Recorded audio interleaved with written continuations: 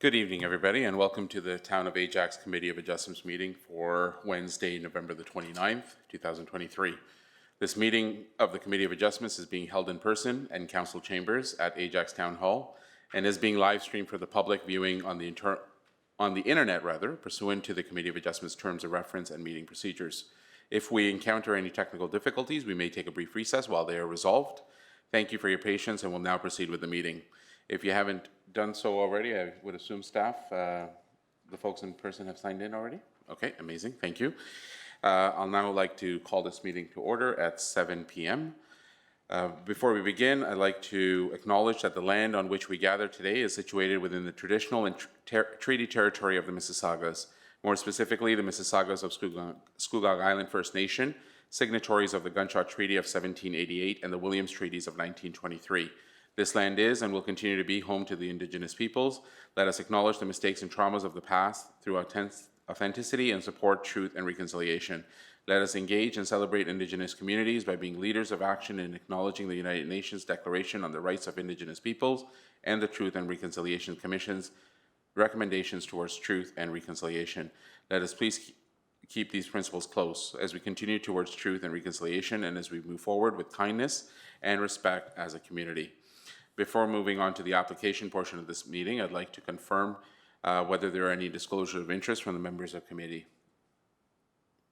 Seeing none, okay. Then I would like to see if we can get a motion to adopt the meeting minutes from our previous meeting from October. Mr. Chair, I move that we adopt the minutes of October 25th, the committee adjustment meetings. Okay, thank you, Brian. And is there a seconder? Thanks, Ken. And any discussion on the motion? Seeing none, then we'll take a vote. All those in favor?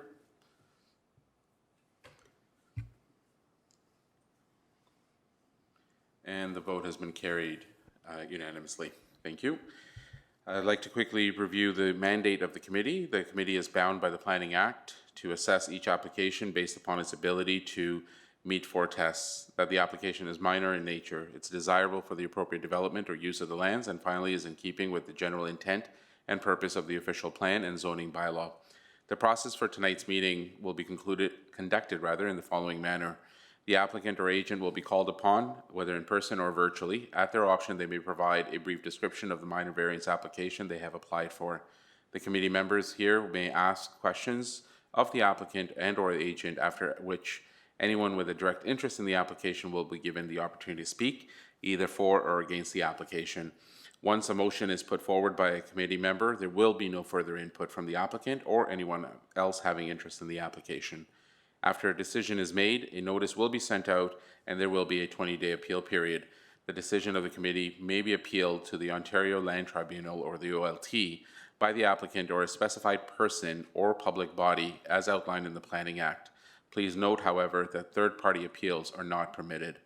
After the 20 days have lapsed, the decision will become final and binding. If a building permit or other approvals are required, they may be filed during the appeal period.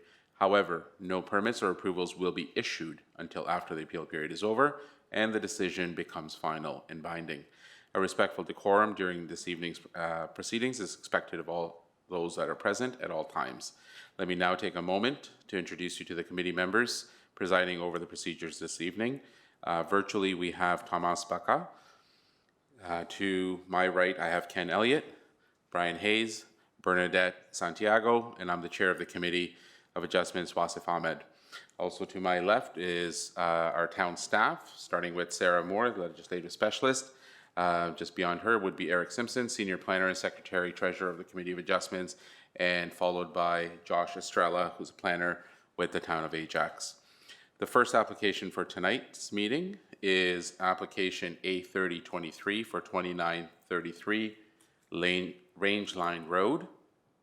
And the application is seeking a maximum garage width of 7.9 meters and a maximum lot coverage of 31%.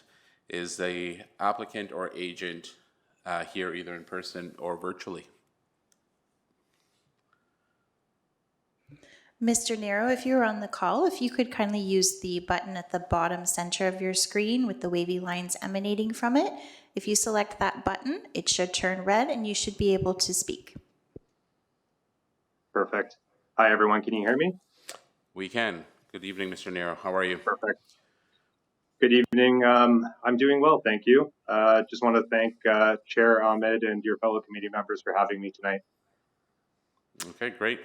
Before I hand over the floor to you to perhaps give us a little briefing on what you're seeking here this evening, let me just confirm with town staff. Eric, do you know if notice was served and whether there were any responses received? Notice was served, no responses were received. Appreciate it, thank you. All right, Mr. Nero, I'll hand over the floor to you. Maybe you can tell us a little bit about the project. Yeah, so my wife and I purchased the lot in April of this year, and we're looking to build a two-story dwelling on the property. The two variances involve changes to the maximum garage width and the maximum footprint, and we're looking for relief from those two provisions. Okay. Let me see if my fellow committee members have any questions. Tomas, I believe if you have any questions, we will be able to get alerted as well. So let us know if that's not the case. But committee members in person, sure. Go ahead, Ken. Through you, Mr. Chair, to staff, there is, if I understand it right, the 7.9 applies to the outside of the structure as opposed to the width of the garage entrance? Through the chair, that is correct. It's the largest exterior dimension. Okay, thank you. Okay. Any other questions? Bernadette? Through the chair, Mr. Nero, I just wanted to confirm that you received a copy of the staff report, and do you have any concerns with the conditions that have been listed in the report? We have received it. I did read through it, and from my understanding, I don't see anything that I am concerned with, and I do agree with the recommendations contained within the report. Okay, thank you. Yeah. Thank you, Bernadette. Okay. Any other questions? No? Okay. Thank you, Mr. Nero. Is there anybody here, either virtually or in person, to either speak for or against this application? Okay, seeing none, then I will look for final discussion on the topic from committee members if they would like. If not, then I'll seek for a motion. Yes, go ahead, Brian. Mr. Chair, I move that we approve minor variance application A30-23 for 2933 Rangeline Road. Okay, great. And do we have a seconder? Bernadette? Mr. Chair, I'm prepared to second that. Okay, amazing, thank you. And any final discussion on the motion as been presented? Seeing none, then I'll look for a vote. All those in favor?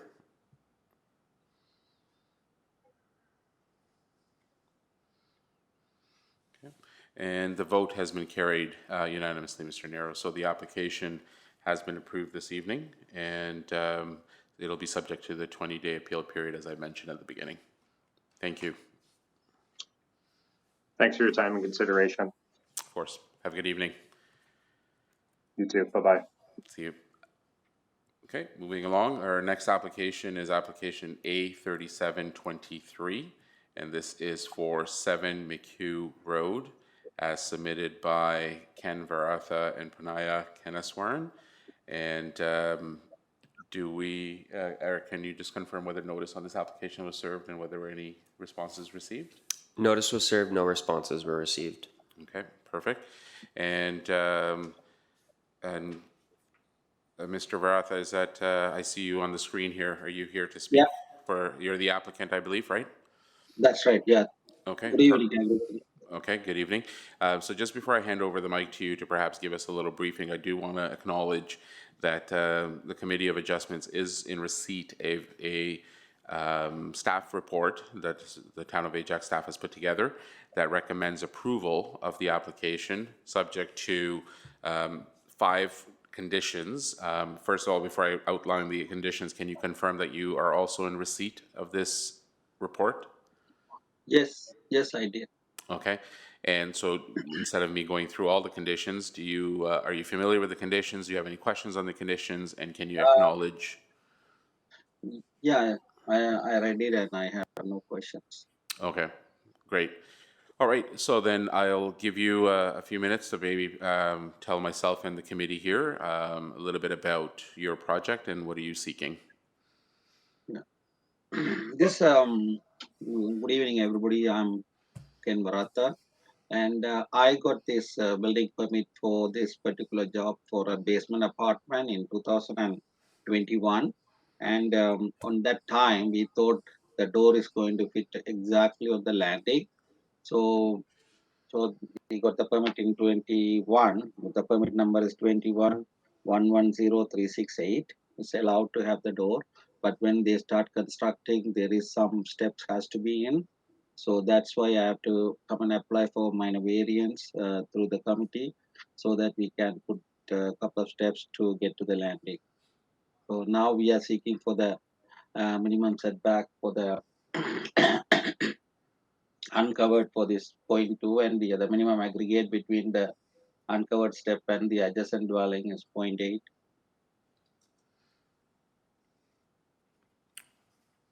Okay, Yeah, that is all right now. Yeah. okay. Thank you for that. So, and we're looking, I think the committee has looked through the diagrams that were in the staff report, which again, I'm sure you've seen as well.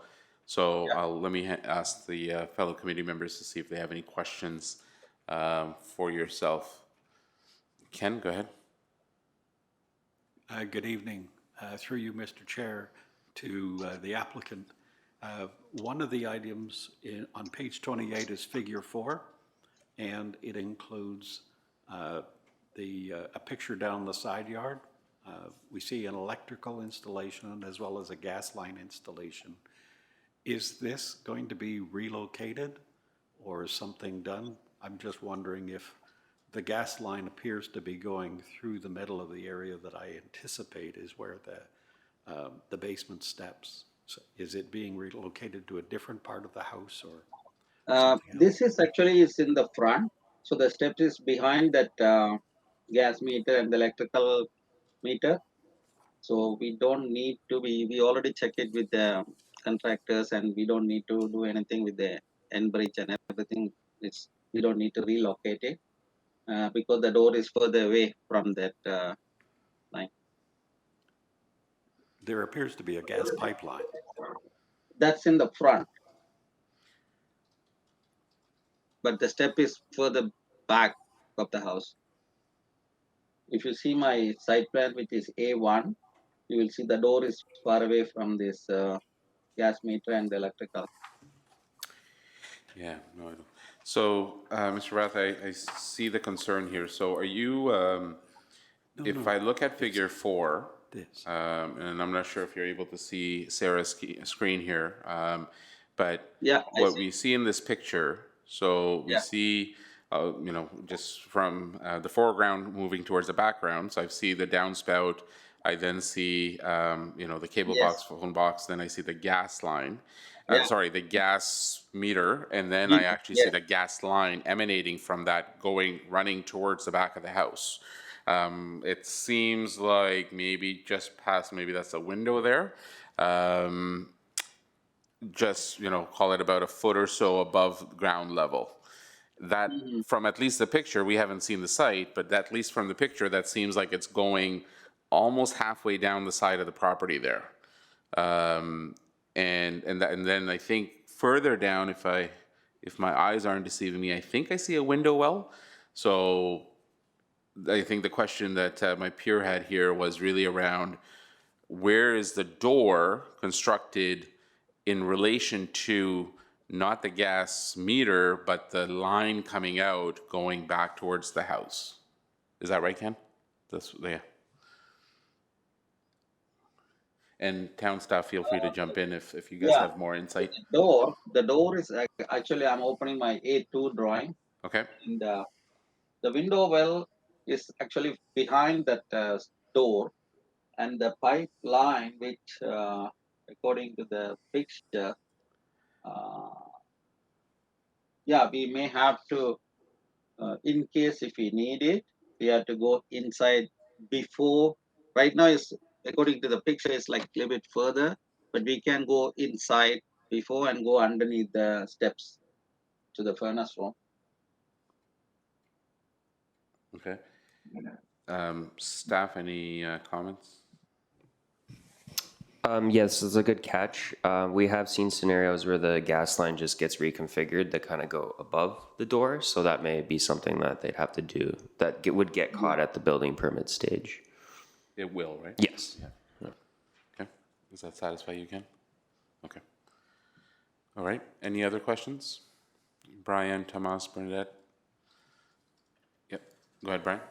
Yeah, through the chair to Mr. Varatha. Although not in the conditions, we have similar applications to this, just reminding that we do live in Canada and there is winter. And because you are going to be, especially with an accessory apartment, you may have somebody going back there. You want to make sure that when snow gets shoveled, it stays on your side of the property line and it's not put over on the other side, your neighbors. Just a comment. Thank you.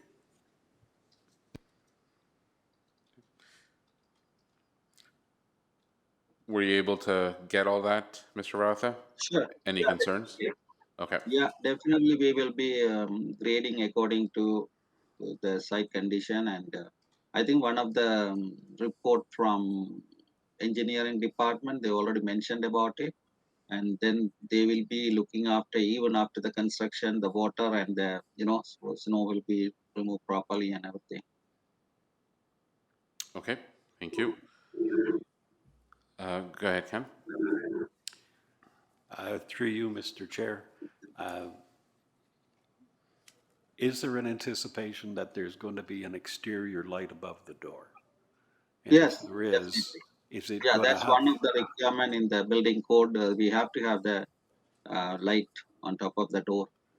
and is it going to be shaded or aimed so that it does not put a lot of light on your neighbor's property? It appears to be a door on, is that a It's door on the going to side of face their property? towards, yeah, it's going to face towards the front, the side. Is that? That's looks like like a door. when they put it for the sensor light, right? Right. Okay, so there'll be shielding or whatever, because it appears to be there are windows and an entrance on the side of your neighbor's property. Mm.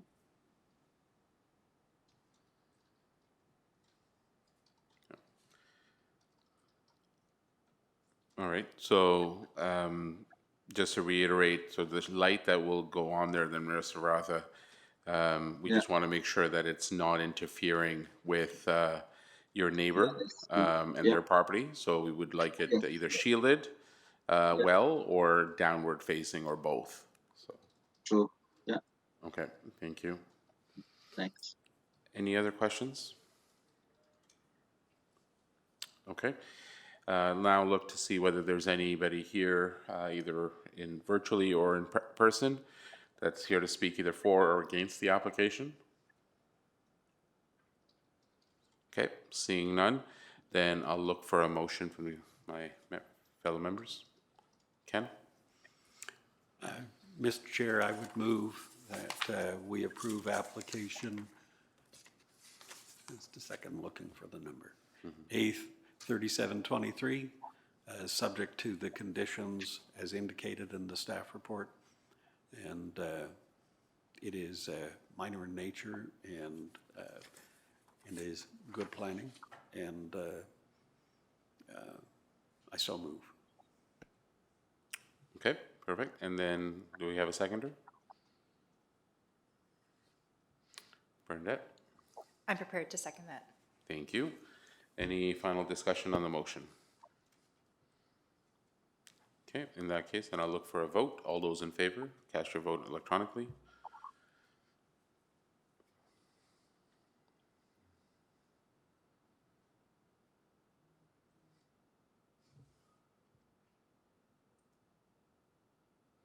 Okay, and the vote has been carried unanimously. So, Mr. Ratha, your application this evening has been approved by the Committee of Adjustments and will be now subject to the 20-day appeal period. Okay, thank you. Have yourself a great evening. Thank you so much, sir. Bye. Bye-bye. All right, so the next application we have is application A3823. This is for 150 Kingston Road, and the minor variance application is seeking a minimum setback from the front lot line of Ringer Road of 315 meters and a minimum required parking rate of 4.07 spaces per 100 square meters squared of gross floor area. And Eric, can you confirm whether notice was served and whether there were any responses received? Notice was served, no responses were received. Okay, thank you, Eric. And I will hand over the floor to you to introduce yourself. Thank you very much, Mr. Chair. Good evening, Mr. Chair, members of the committee. My name is Christopher Hall, and I am with WSP Canada, Inc. I am the agent on this file, representing Costco Wholesale Canada Limited. With me tonight is Mr. Chris Teasler. Mr. Chris Teasler here from Kittleson Associates, Inc., who is the traffic consultant on the file. The minor variance application that we've applied for is related to an upcoming site plan application for the expansion of a gas bar. As a result of the proposed gas bar expansion, the expanded gas bar canopy is going to be encroaching into the required 323-meter front yard setback from Ringer Road by approximately 8 meters. It's noted that a previous expansion of the gas bar in 2017 was granted a reduction of a minimum required setback from Ringer Road from 330 meters to what it is today, 323 meters. We're seeking relief from zoning today for a reduced front yard setback again for this expansion to 315 meters from Ringer Road. The expanded gas bar will also result in the removal of parking spaces within the current queuing area. Reductions coupled with an accounting of spaces identified for snow storage. Minor revisions to the parking stall spaces has resulted in a need for relief from zoning from the required rate of 4.58 spaces per 100 meters squared of GFA, and the requested minimum parking rate is 4.07 spaces per 100 meters squared. In terms of the 4 tests, we see this application as minor. The variance for the reduction in the front yard setback represents a 2.5% reduction from the current setback requirement. The reduction is not going to be noticeable for any drivers or pedestrians walking along Ringer Road. It is appropriate and desirable because it complies with the town's urban design guidelines for motor vehicle gas bars and service centers. It, as noted in the staff report, the gas bar and associated canopy will continue to be a sufficient distance away from the operations of the warehouse membership club, and it'll continue to be suitably integrated into the other surrounding retail uses. It will have no discernible impact on the visual relationship between the gas bar and Ringer Road. The variance is in keeping with the general purpose and intent of the zoning bylaw. It is an existing permitted use currently in the uptown mixed use zone, subject to exception 167. The general purpose of the setback is to ensure the provision of a sufficient buffer between the gas bar and Ringer Road and the employment zones on the other side of the road, and also to establish a consistent streetscape. The 323-meter setback as it exists today is very generous, particularly given that the views from the gas bar from Ringer Road are largely shielded by the warehouse, and as well as the landscaping on Ringer Road around Ringer Pond. The proposed 315-meter setback is going to retain that generous setback relationship with Ringer Road. The variance is also in keeping with the purpose and intent of the official plan. It is a variance associated with a gas bar. As I mentioned, it's an existing approved permitted use within the commercial mixed-use 2 designation, and the 8-meter encroachment into the 323-meter setback has no impact on the policies of the official plan, is in keeping with the general purpose and intent. Regarding the parking reduction, while the requested reduction represents a total of 63 parking spaces, 27 of those stalls are associated with snow storage, and they're not being removed. The parking spaces identified for snow storage would only be impacted in the winter in case of significant storm events from December 25th onward. All snow is currently trucked off the site prior to the peak annual shopping period to ensure parking availability for all members, and particularly in the busiest time of the year. So a total of 36 stalls are being removed for year-round use as part of this proposal, which represents a net reduction of parking in 6%. The proposed variance for the park reduction is desirable because it formalizes a reduction of 24 spaces that have occurred between 2017 and 2022, where the loss of parking hasn't really negatively impacted the day-to-day operations of the site or any of the adjacent properties. The removal of an additional 12 spaces as part of the current application is going to allow for the proposed gas bar expansion, which is going to increase the processing capacity of the gas bar, decrease wait times and idling times, and reduce potential for queued cars to impact on-site parking and drive aisles. Members have access to adjacent contiguous off-site parking spaces, including 115 spaces along the western property limit of the Costco site that are currently striped consistent with Costco parking. The variance is in keeping with the intent of the zoning bylaw, as the intent is to ensure adequate parking is provided for all users. As supported by the parking justification study prepared by Kittleson Associates, the proposed removal of the 36 parking spaces and accounting for the 27 spaces identified for snow storage, ample parking continues to be provided within the Costco site during peak periods. The variance is in keeping with the general purpose and intent of the official plan. It's located within the Uptown Regional Center designation, which is identified as an intensification area in the town's official plan. And intensification areas are areas in which reduced parking standards apply. So the proposed parking standard is consistent with the intent of the official plan and is appropriate and sufficient for the use. Thank you. I'm happy to respond to any questions you may have. Okay, thank you, Mr. Hall. All right, committee members?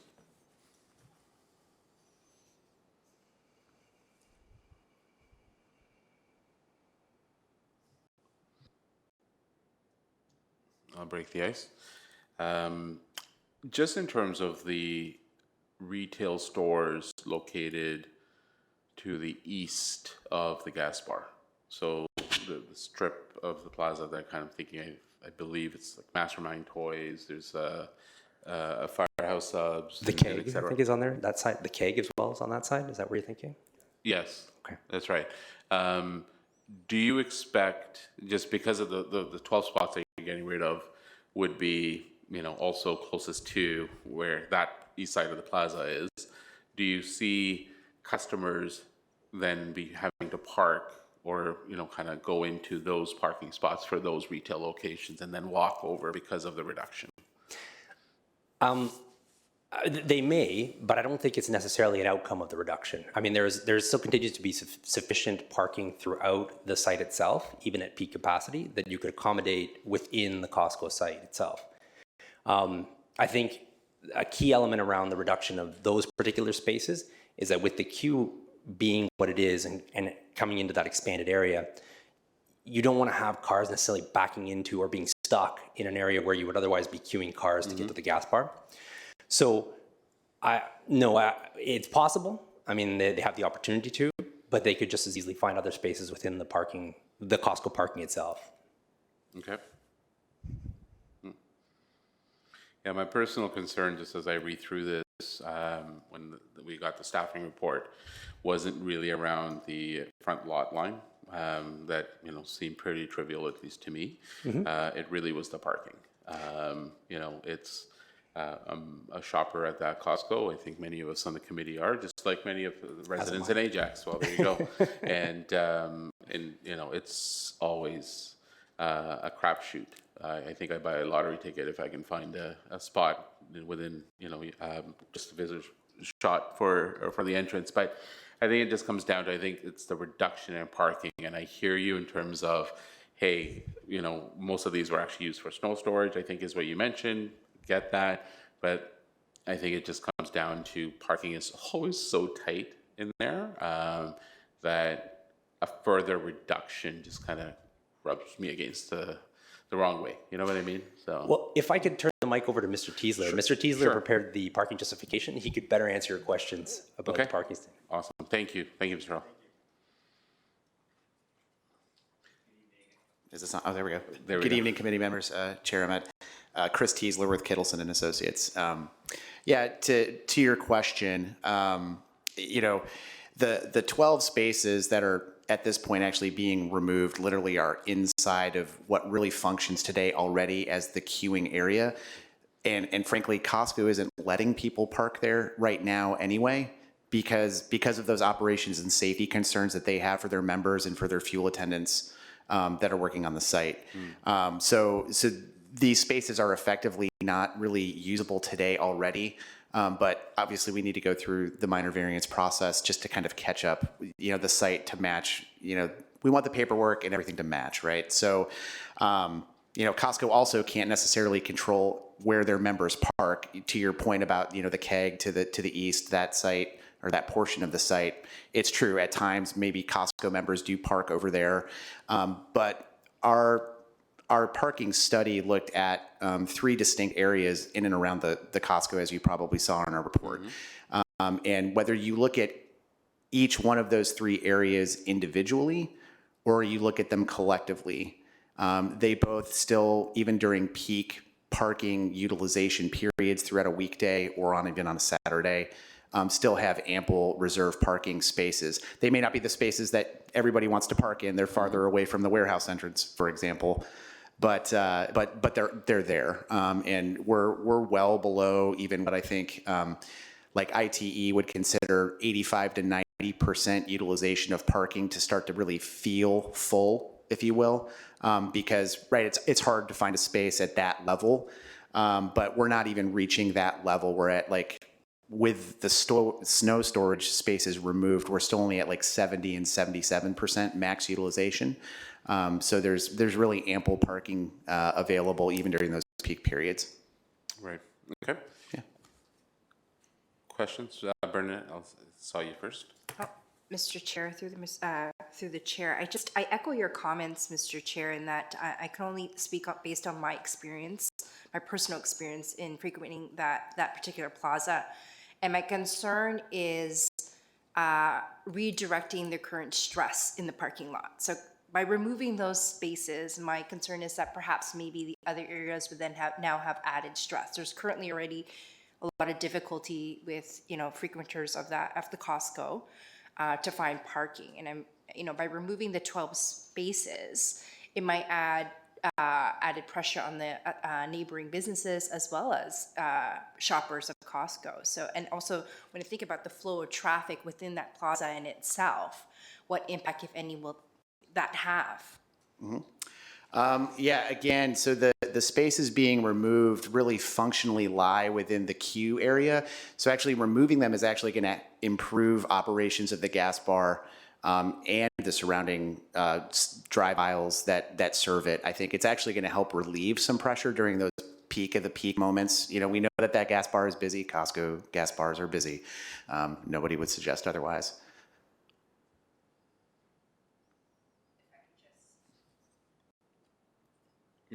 If I could just respond to that. So do you foresee any issues with expanding the queue line? Will it now kind of overflow out of that section? Because my concern is especially people are coming in from the east side where the keg is, right?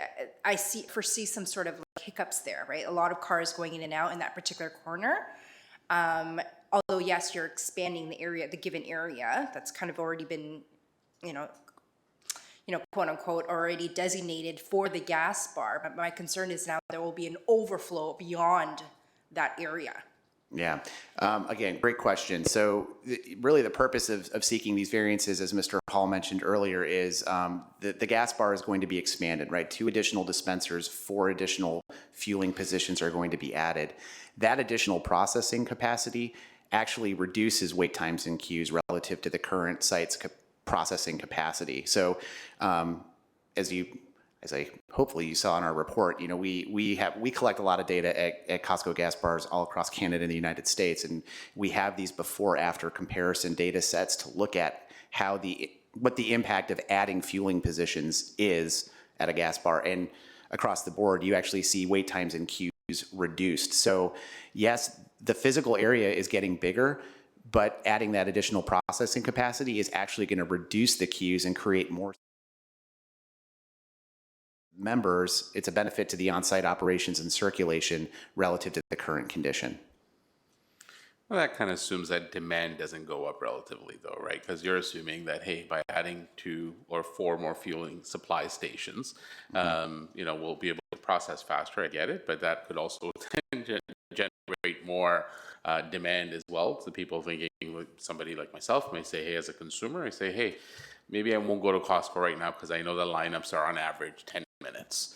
But now it'd be, hey, you know what? I think I'm going to go to Costco because the average wait time is now 8 minutes. So, but now there's more people like me because I'm now thinking. So you get that on the other side of the equation, you may get just more demand. But I hear you in terms of, yes, your average wait time may still decrease, but that's also assuming that your demand doesn't or only grows proportionally. Yeah. Right. Yeah. And so a great point. And to that, the data, right, captures that phenomenon. I'll call it induced demand or latent demand. Sure. The other thing to keep in mind is, this gas bar in this Costco, right, is in an existing market shed of this Costco. And it's a member-based thing, right? The public can't, you have to have a Costco card to get gas at Costco. So, there's a limit to, there's a kind of a cap on that a little bit. It doesn't mean that you won't necessarily see more cars in a given hour coming to the gas station for just the reason you said, but even then, the queues are actually less than they would be right now. Yeah. Okay. Ken, go ahead. Thank you, Mr. Chair.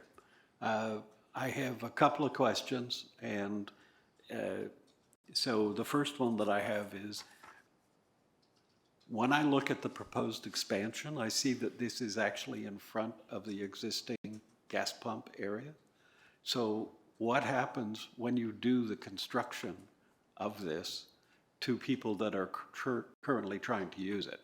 So are you going to build it at night?